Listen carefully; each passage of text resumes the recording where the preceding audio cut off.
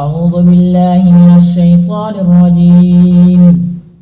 بسم الله الرحمن الرحيم. هل أتاك حديث الغاشية؟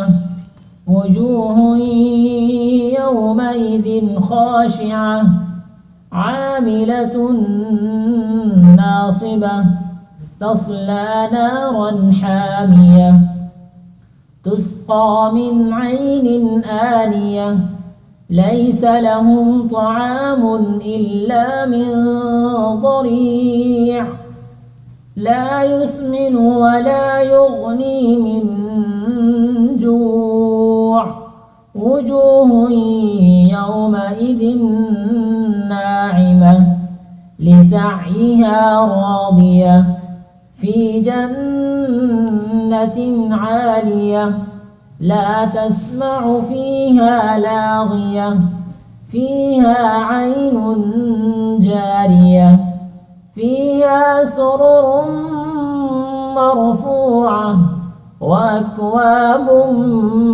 موضوعة ونمارق مصفوفة وزرابي مبثوثة أفلا ينظرون إلى الإبل كيف خلقت وإلى السماء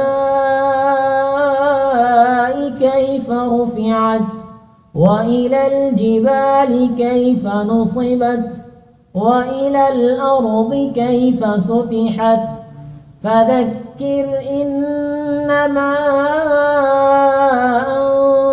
أنت مذكر لست عليهم بمسيطر إلا من تولى وكفر فيعذبه الله العذاب الأكبر إن إلينا إيابهم ثم إن علينا حسابهم صدق الله العظيم.